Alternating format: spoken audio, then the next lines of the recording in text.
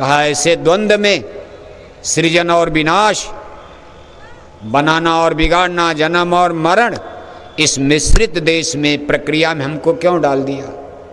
हम वहाँ ठीक थे जहाँ केवल जन्म ही जन्म, मरण था ही नहीं, वहाँ सुख ही सुख था, दुख था ही नहीं।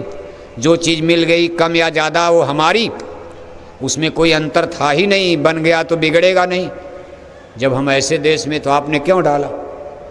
तब उन्होंने भी देखो उत्तर दिया है, कहा काल रचा हम समझ बूझ के, बिना काल नहीं खौफ जीव के। तब स्वामी बोले असबानी, मौज हमार हुई सुनबानी, जानबूझ हम लीला ठानी। कभी ये जानबूझकर हमने किया? अरे जानबूझकर किया तब तो और गड़बड़ हो, जानबूझकर यहाँ फंसा दिया। जानबूझ हम लीला ठानी, मौज हमार हुई सुनबानी, हमारी मौज हुई और हमने इस यूनिवर्स का, ब्रह्मांड का विस्तार कर दिया। पहले तो हम एक ही थे और सब हमारे अंदर थे। कहा राम एक अनीह या नामा, आज सच्चिदानंद प्रभुधामा, तब रहे एक अनीह या नामा। कभी दूसरा कोई था ही नहीं। रहे मौज में अधर शमाना, अधर माने इंटरनल, जैसे कोई ग्रेविटेशनल फोर्स सेंटर की तरफ, केंद्र की तरफ खींची हुई है तो बाहर में उसका विस्तार नहीं होगा, एक्सटेंशन नहीं होगा। लेकिन मान लो कोई अंदर की शक्ति कमज़ोर हो गई और एक्सटर्नल बाहरी फोर्स उस पर काम करने लगे तो वो चीज़ बाहर की तरफ फैलने लगेगी। कहा पहले हमारे अंदर आंतरिक गुरुत्वाकर्षण, अंदर की तरफ, केंद्र की तरफ, और एक कुछ यहाँ नहीं था। राम रहीम करीम न केशव, कुछ नहीं कुछ नहीं कुछ नहीं था तब। कहा न राम थे, न रहीम थे, न केशव थे, न करीम थे, न स्वर्ग था, न वैकुंठ था, न देवी, न देवता, न ईश्वर, न ब्रह्म, पार ब्रह्म महाकाल। कहा कुछ नहीं, भंवर गुफास 10वां द्वार, सहस दल कंवल गगन मंडल त्रिकुटी। कहा कोई यूनिवर्स नहीं, कोई ब्रह्मांड नहीं, केवल हम ही हम थे, हम ही हम थे। लेकिन हमने इसका विस्तार किया है और करते करते हमने जिस तरह किया है, ऐसा नहीं कि हम ये नहीं जानते थे कि जीव ये फंसा लेंगे। कहा हमको सब पता था और जानबूझ हम लीला ठानी, मौज हमार हुई सुनबानी। इसके बाद उन्होंने तपस्या किया, काल किया हम सेवा भारी, सेवा बस हम कछ न बिचारी। कब ये भी हमारे ही पास थे, ऐसा नहीं कि जो आपको मांग कर लाए। एक दिन तो सब लोग सतलोक में ही थे, ये भी थे, हम लोग भी थे। उनके 16 पुत्र पैदा हुए। एक ही नाल पर सतपुरुष भगवान ने अमर देश सतलोक में एक ही बार में 16 पुत्रों को, जिनको 16 शुद्ध, एक ही नाल का मतलब जैसे आप देखते हो कभी कभी माताएं एक ही नाल पर जुड़वा बच्चे पैदा होते, कभी कभी तो 3 हो जाते हैं। अब 3 से ज़्यादा हो तब तो मर ही जाएंगे, लेकिन ज़्यादातर आप 2 देखते हो, ज़्यादातर तो एक ही होता सिंगल, लेकिन कभी कभी एक ही नाल पर 2-2 जुड़वा बच्चे। ऐसे सतपुरुष भगवान अमर देश सतपुरुष में प्रथम बार में जब उन्होंने इस रचना के विस्तार की मौज फरमाई तो देखो उनके गर्भ से एक ही नाल पर 16 पुत्र पैदा, जिनको 16 सुत कहते। इनमें सबसे छोटे पुत्र का नाम, इन्हीं का नाम निरंजन देव पड़ा। ये सतपुरुष भगवान के सबसे छोटे पुत्र बने। सब लोग सतलोक में ही थे, क्योंकि ये लोग पहले पैदा हुए तो थोड़ा बड़े हो गए, बड़े हुए। बाकी और सुरतों ने बाद में फिर जन्म लिया। हम लोग पैदा तो सब लोग वहीं से हुए, कोई बड़ा भाई हो जाता, कोई छोटा भाई हो जाता। सबके अंदर बहुत प्रकाश, आपके अंदर भी 16 सूरज का प्रकाश, सबके अंदर 16 सूरज। कभी इन्होंने 16 पुत्रों को जन्म दिया। सब लोग आराम से सबको रात दे दिया सतलोक खंड में। वहाँ कोई विनाश और प्रलय की बात नहीं, सबको रात का, किसी का राज खत्म नहीं होगा। लेकिन जो सबसे छोटे पुत्र थे, इन्होंने कहा नहीं नहीं, ये सादा सादा राज अच्छा नहीं लगता। कहा रचना रचूं और मैं न्यारी, ये रचना मुझे लगे न प्यारी। आपकी सादी सादी सफ़ेद रचना है, सब कुछ शब्द ही शब्द का खेल। हम कुछ रंग बिरंगी रचना चाहते हैं और यहाँ हम राजा बनना चाहते, किंग। यहाँ तो आप राजा रहोगे, हम लोग आपके राजकुमार। अब राजकुमार मतलब जैसे राजा के यहाँ बच्चा पैदा होता था, राजकुमार, राजपूत, राजपुत्र। अब बच्चा तो सबके घर में पैदा होता, लेकिन गरीब के घर में तो कहोगे भाई बच्चा पैदा हो गया। राजा रानी के घर में बच्चा पैदा, भाई राजकुमार पैदा हो गए, सोने के चम्मच से पानी। बच्चे तो बच्चे हैं। जितना राजा रानी को खुशी है उतना एक गरीब ठेला खींचने वाले को भी बेटा पैदा हुआ, खुशी वही है। लेकिन उसके जेब में पैसा कम है, 1 किलो लड्डू बांट देगा। राजा के घर में बच्चा पैदा होगा, पूरे राज को लड्डू पूड़ी बांटा जाएगा। खुशी में कोई फर्क नहीं, लेकिन पैसा ही नहीं है। अब वहाँ राजपूत कहा जाएगा, राजकुमार कहा जाएगा। राजा मरेंगे वही राजा बनेगा। सतलोक में ऐसी संभावना नहीं थी, क्योंकि सतपुरुष भगवान स्वयं अमर हैं। इसलिए इन लोगों को राज तो दिया, लेकिन पिता की गद्दी पर बैठने का कोई चांस नहीं था, क्योंकि सतपुरुष यहाँ तो राजा मर जाएंगे, राजा के बाद राजकुमार बेटे गद्दी पर बैठ जाएंगे, राजा बन जाएंगे, राजकुमार से राजा। लेकिन सतलोक में नो चांस। सतलोक में ऐसी कोई संभावना नहीं। 16 पुत्रों को राज दे दिया, भाई चलो। इसके बाद सुरतों को भी दे दिया, ये चलो। लेकिन जन्म मरण नहीं का, कोई जन्म मरण वहाँ नहीं है। निर्मल चैतन्य देश उस एरिए को बोलते। इसमें 4 खंड आते, 4 लोग, 4 मंडल बड़े बड़े, उनका कोई पैमाइश नहीं, नाप जोख नहीं। पहला तो वही पुरुष हैं कुल मालिक महाप्रभु, जो सबसे पहले थे, जिनको अनामी महाप्रभु कहा जाता। दूसरे नंबर पर आते हैं अगम पुरुष, तीसरे नंबर पर अलग पुरुष, और चौथे नंबर पर सतपुरुष भगवान। ये 4 मंडल मुकाम निर्मल चैतन्य देश है। ये रचना का प्रथम खंड माना जाता। इसके नीचे ब्रह्मांडी रचना है, जिसमें प्रलय भी अपना खेल दिखा देती। ये नीचे की रचना सतपुरुष भगवान की मौत से हुई है। इनके 16 पुत्र, आराम से राजपाट सब चल रहा, हम लोग भी वहाँ खेल रहे, कूद रहे, न कोई जन्म, न कोई मरण, न कोई दुख, न कोई तकलीफ। लेकिन इन्होंने ही बखेड़ा खड़ा कर दिया, कभी ये राज हमको सुहाता नहीं है, आपका देश में हमको बहुत आनंद नहीं आता। अब चूँकि ये सबसे छोटे पुत्र थे, आप यहाँ भी देखते हो कि माँ बाप के कई बेटा बेटी होते, सबसे छोटे पुत्र पर थोड़ी ज़्यादा ममता भी कुछ होती, यहाँ भी होती है, होती है। छोटा बच्चा गलती करे, बड़ा अगर मार दे तो माँ बाप बड़े वाले को ही डांटेंगे, क्यों उसको मार दिया तूने, जबकि जानते हैं कि उसने गलती किया। अब इस सतलोक में कुछ हरकतें प्रारंभ होती, लेकिन इस सतपुरुष भगवान के सबसे छोटे पुत्र बड़े प्यारे, बड़े दुलारे, लाड़ प्यार में पले पोषे, और इतना सुंदर भी थे।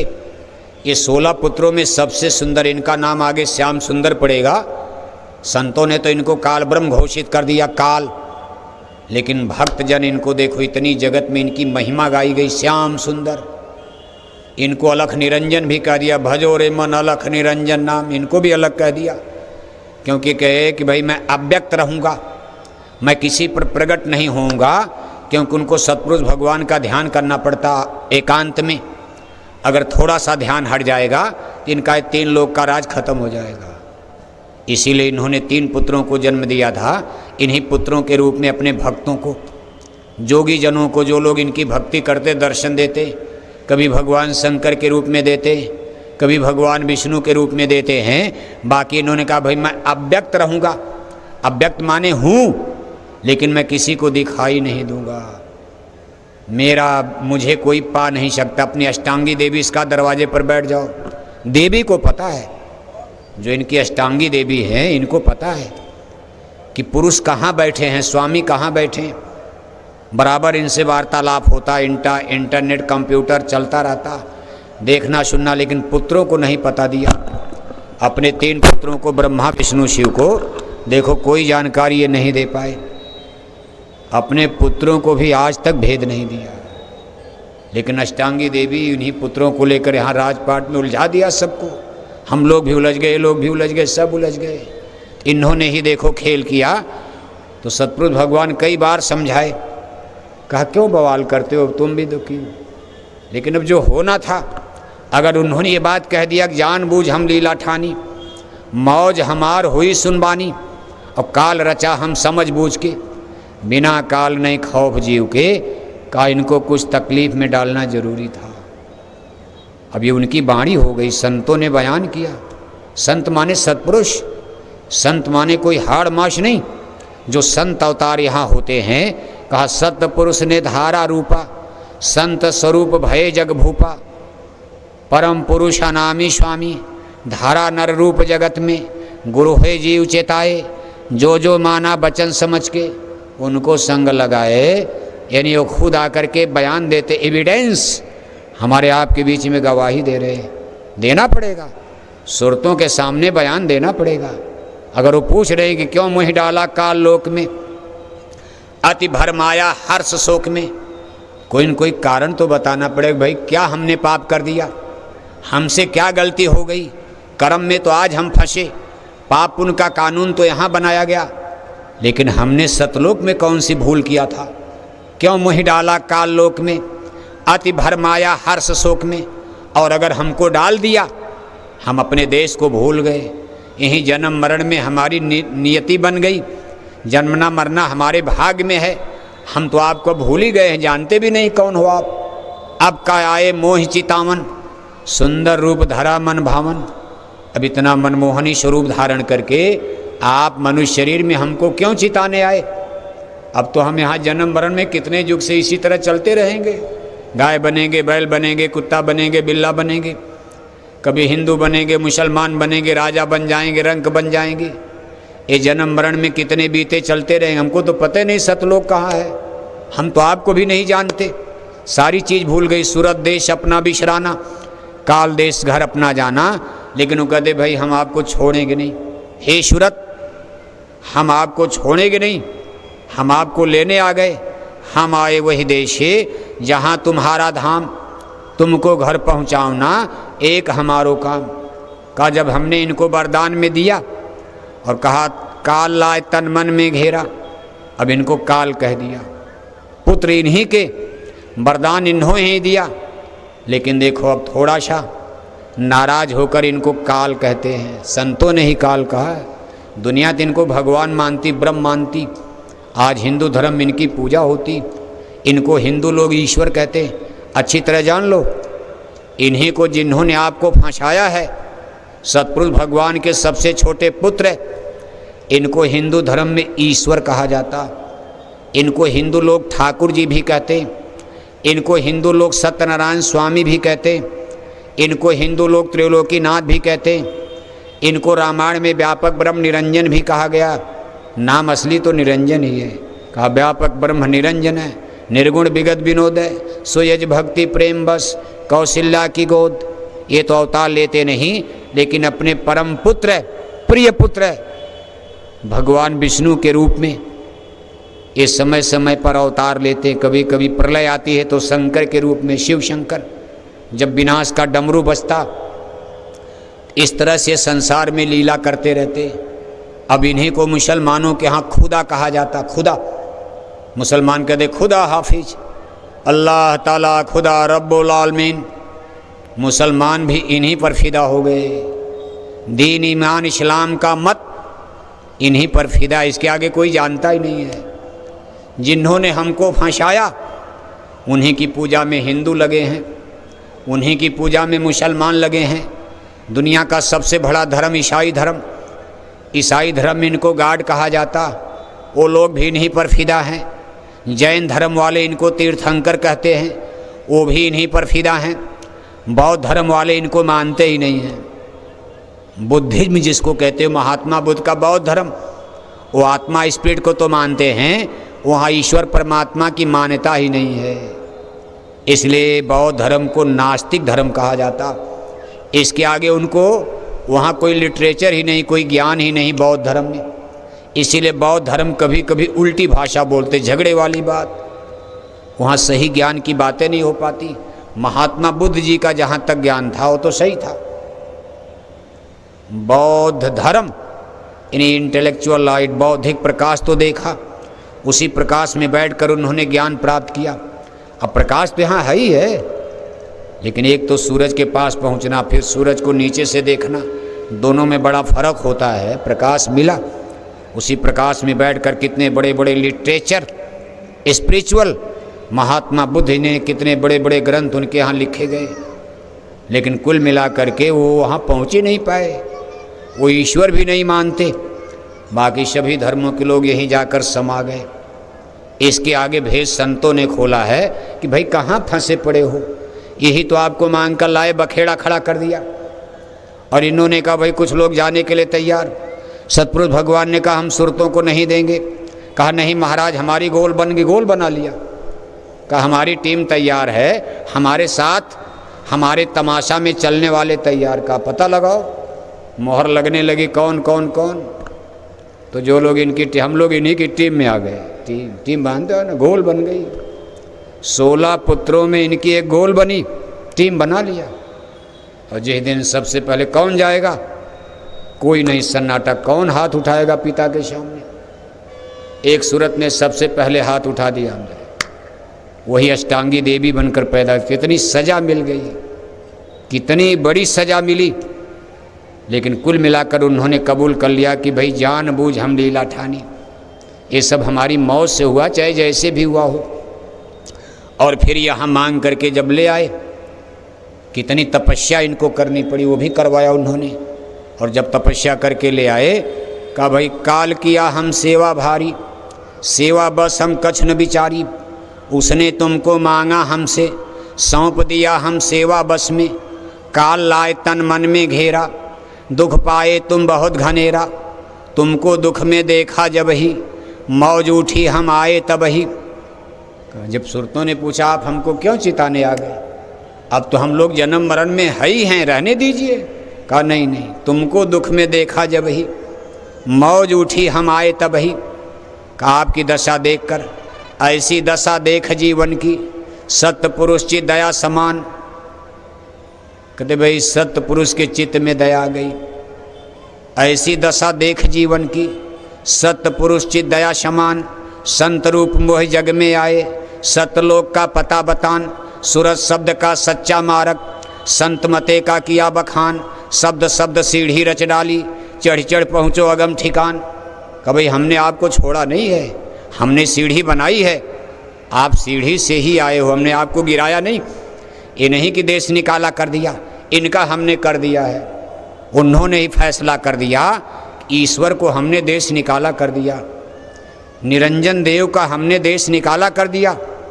अब ये हमारे सतलोक में कभी नहीं जा सकते। लेकिन हे सुरतो, हमने आपका देश निकाला नहीं किया, आपके लिए हमने चांस, मौका बनाए रखा।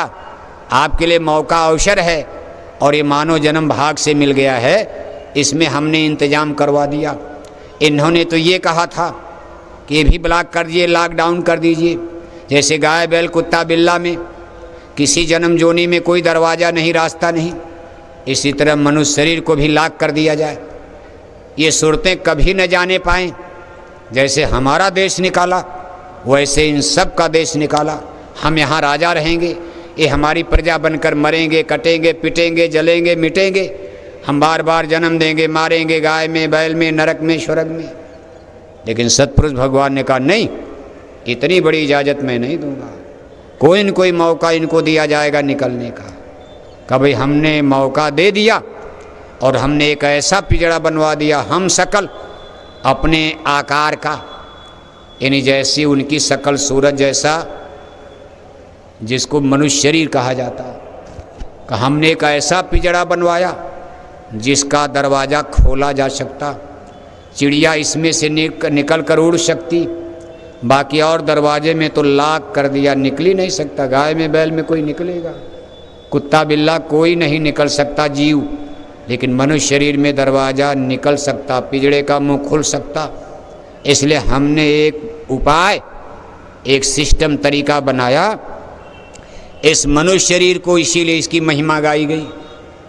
मिली नरदेह यह तुझको, बनाओ काम कुछ अपना, ना जाने का पुण्य उदय भय, मानुष देह धरी। क्या भाग जागा, मनुष्य शरीर मिल गया, बस यही मौका है। 70-80 बरस यही आपके लिए चांस। इसके बाद तो फिर लॉकडाउन में जाओगे। लॉकडाउन, एक बार लॉकडाउन में चले गए, आकर 4,84,000 योनि भ्रमति जीव अविनाशी। कितने युग और जन्म भी जाए, सिस्टम बना हुआ, इसमें अब कोई मुरव्वत नहीं हो सकती। इसलिए मनुष्य शरीर की कीमत को हर इंसान, मनुष्य को जान लेना चाहिए। इसीलिए महापुरुष कहते जब उन्होंने समझाया, कभी कभी देखो जगत में झगड़ा भी हुआ, हिंदू ईश्वर को प्राण से प्यारा मानते थे, संतों ने कहा भाई यही तो बखेड़ा खड़ा किए, छोड़ो इनको। कहा भाई ये तीन लोग के नायक हैं, करता धरता हैं। काल लाए तन मन में घेरा, काल दिया जीवन को धोखा, चौथे पद से सबको रोका, अपनी पूजा सब विधि गाई, जीव चले 84 राही। इन्होंने अपनी पूजा की विधि बनाकर पेड़ में पौधे में इसमें उसमें कंकड़ पत्थर सब पुजवाया, और जहाँ आशा तहबासा, जिसको पूजा उसी में जन्म हो गया। इनके पूजा में कितना धोखा, गंगा में नहाए मछली बना दिया। बताओ ये भी तो पूजा, गंगा नहाए, जीव बेचारा सोच रहा था गंगा नहाएंगे मैया गंगा पाप धोएंगी मुक्ति मिलेगी, कहा गंगा नहाए तो मछली बना दिया, मेढक बना दिया। पेड़ की पूजा किया, पेड़ में जन्म हो गया। पीपल की पूजा किया, पीपल में जन्म हो गया। हिमालय में पूजा करने गए, वहीं जन्म हो गया पहाड़ में। क्या खतरनाक खेल इन्होंने खेला है। लेकिन कुल मिलाकर संतों ने इनका देखो भंडा फोड़ कर दिया। लेकिन इस भंडा फोड़ करने में संतों को जुर्रत झेलनी पड़ी। जो लोग जहाँ बंधे हुए थे जीव विरोध करने लगे, हिंदू विरोधी बन गए संतों का, मुसलमान भी बन गए। और आज तक लोग बने हुए हैं कि महाराज आप ये क्या कहते हो, ईश्वर काल हैं, ब्रह्मा विष्णु शंकर तो और नीचे हैं। इन इसी काल ब्रह्म के 3 पुत्र हैं, ब्रह्मा विष्णु शंकर। अब हिंदू लोग देखो ब्रह्मा विष्णु शंकर, ब्रह्मा के साथ सावित्री गायत्री हैं, विष्णु भगवान के साथ देवी लक्ष्मी हैं, शंकर जी के साथ देवी पार्वती हैं। अब जो बेचारे इनकी पूजा में उनकी क्या दुर्गति होगी। जब इनके पिता काल ब्रह्म निरंजन को संतों ने काल घोषित कर दिया और कहा भाई यही तो बखेड़ा खड़ा किए, इन्होंने आपको फंसाया है, इनकी पूजा भक्ति से कोई जीव मुक्त नहीं हो सकता, ऐसा इन्होंने पसारा कर दिया। अब इनके पुत्रों की पूजा करके क्या मुक्ति मिलेगी। और पुत्रों के भी नीचे चले आए, उनसे भी नीचे गिरकर कोई पेड़ की पूजा कर रहा, कोई पानी की पूजा कर रहा, कोई कंकड़ पत्थर की पूजा कर रहा, मंदिर देवालय शिवालय बनाकर लोहे पीतल का घंटा टांग कर टन टन टन टन घंटी घंटा बजा रहा। अरे वो कहते भाई हमने तो शब्द की सीढ़ी बनाई, शब्द माने साउंड आवाज। कहा पहली सीढ़ी घंटे संग की है, दूसरी सीढ़ी है मधुर मधुर गरजई घन घोरा, प्रिया हेन डर पै मन मोरा, दामिन दमक रही घन माही, खल की प्रिय जथा थी नाही। कहा हमने ब्रह्मांडों में सीढ़ी किसकी बनाई, शब्द की, साउंड है। अब यहाँ तो शब्द का मतलब आप समझते हो, शब्द ही इस ब्रह्मांड की धुरी है, जान है, प्राण है। शब्द धरती शब्द आकाशा, सब संतों ने बयान किया, नाम नाम रचा शब हुई। प्रकाश का भी महत्व है, लेकिन प्रकाश जैसे बीच में दीवार आ गई, इधर बल्ब जल रहा है, लाइट जल रही है, अब उस तरफ दीवार के प्रकाश नहीं जाएगा। लेकिन शब्द बेब साहब साउंड है, आप जोर से बाजा लगा दो, दीवार को, पहाड़ को, जंगल को पार करके बेब साहब साउंड है, दूसरी तरफ आपको सुनाई देगी, प्रकाश नहीं दिखाई देगा। इसलिए इस ब्रह्मांड में इस सूरत को नीचे लाने और ले जाने में 2 चीज़ें मुख्य कारक हैं। एक को कहते वेव्स ऑफ लाइट और एक को कहते वेव्स ऑफ साउंड, जिसको शब्द और प्रकाश कहते हैं। कहा नाम रूप दुई ईस उपाधि, रूप से मतलब यहाँ प्रकाश से, उनको प्रकाश से ही उनका रूप रंग चेहरा बताया गया। वे जलते हुए दिए के समान चमकते हैं। जब आप निरंजन देव को देखोगे तो मालूम पड़ेगा कोई बहुत बड़ा दिया, इतना बड़ा दिया कि पूरा ब्रह्मांड 3 लोग जो देख रहे हो सब उनसे रोशन हो रहा है, इतना बड़ा चिराग। अब उसी की नकल हिंदू लोग मंदिर में करते हैं, तेल बाती डाल कर दिया जला देते। और कहा उनके मुखारबिंद से आवाज़ घंटा संग टन टन टन टन टन बज रहा। लोग उनका जब मकान यहाँ बनाते, देवालय शिवालय महल भगवान का, इसी निरंजन प्रभु का, तो देखो मंदिर में दिया जलाते, भगवान बैठे हैं, और मंदिर के गेट पर घंटा टांग देते, टन टन टन बजाना पड़ेगा। अब तो आपको बजाना पड़ेगा। और वहाँ तो अनवरत इसको अखंड कीर्तन कहा जाता। कभी बंद अगर बंद हो जाए तो धरती खत्म हो जाएगी। अब इसी शब्द की धार पर ये सारे यूनिवर्स और ब्रह्मांड की रचना हुई है, और इसी आवाज़ पर ये टिका हुआ। महाप्रलय में ही आवाज़ बंद होती, ये अपना मुंह बंद कर लेते हैं, फिर आवाज़ बंद हो जाती, फिर चेहरा छिपा लेते, प्रकाश सिमट जाता। इसलिए ये प्रकाश शब्द से प्रकट हुआ। अब यहाँ तो आप देखोगे हमारे साइंस विज्ञान में इस नीचे जो यूनिवर्स क्षेत्र है, यहाँ पर आप देखोगे तो यहाँ प्रकाश अगड़ जाता, यानी हमारे वायुमंडल में, इस भूमंडल पर, हमारे इस सौर मंडल में सबसे तेज चलने वाली प्रकाश की किरणें, वेव्स ऑफ लाइट। वैज्ञानिक लोग देखो यूनिवर्स में जा रहे, ब्रह्मांड में, गैलेक्सी में, आकाश गंगा सब, तो दूरी प्रकाश वर्ष में नापी जाती है, किलोमीटर तो हम माने नहीं रखता, कितने किलोमीटर, अरबों खरबों, नील शंख पदम महाशंख, सब गिनती खत्म हो जाएगी। इसलिए एक साल में प्रकाश की किरणें जितनी दूरी तय करती हैं, इसको 1 लाइट ईयर, एक प्रकाश वर्ष माना जाता। अब यहाँ से सूरज की दूरी क्या है, उसके ऊपर सूरज, उसके ऊपर गैलेक्सीज, स्टार्स, ग्रह, नक्षत्र सब दे, इन सब दूरियों को ब्रह्मांड में लाइट ईयर में नापा जाता है। अब वैज्ञानिक लोग इसको नाप रहे, लेकिन यहाँ पर सबसे तेज चलने वाला प्रकाश को ही माना जाता। लेकिन जब आप ब्रह्मांड के अगले हिस्से में चलोगे तब पता चलेगा कि वहाँ तो प्रकाश पिछड़ रहा है, वहाँ शब्द प्रकट हो जाता, शब्द आगे गया और प्रकाश पीछे हो जाता। तब पता चलता है कि शब्द ने ही प्रकाश को जन्म दिया। जिधर जिधर शब्द गया उधर उधर लाइट, प्रकाश की किरणें अपने आप ब्रह्मांड में उजाला, बाकी तो सब अंधेरा। अब उसको अंधेरा भी नहीं कहा जाएगा, ब्रह्मांड तो था, ना अंधेरा था ना प्रकाश था, क्या था? अब बनाने वाले जाने उस समय क्या था जब कुछ नहीं था, ना सूरज था ना चाँद था, या अंधेरा था कि क्या था, कैसे था। लेकिन जब ब्रह्मांड में शब्द प्रकट हुआ, कहते भाई इसी शब्द की तरंगों से फिर लाइट, और जगह जगह लाइट ने अड्डा ले लिया। कहीं मान लो खरबों सूरज का प्रकाश, तब आप गाने लगे खरबों सूरज चाँद सितारे, रोम रोम में करें उजारे, अगम पुरुष करतार तुमको लाखों प्रणाम, कोटिन सूरज चाँद सितारे, रोम रोम में करें उजारे, सत्य पुरुष करतार तुमको लाखों प्रणाम। जहाँ जहाँ इस प्रकाश ने अड्डा लिया, अब उसको कोई माप क्या पाएगा बताओ। एक एक रोम में करोड़ों सूरज चाँद तारे लट्टू की तरह से झूल रहे, प्रकाश कर रहे। जैसे शादी ब्याह में आप फुलझड़ी देखते हो, लाइट में सजाया जाता छोटे छोटे बल्ब लट्टू की तरह, ऐसे कितने बड़े वो पुरुष हैं, सब प्रकाश, नजर प्रकाश आता।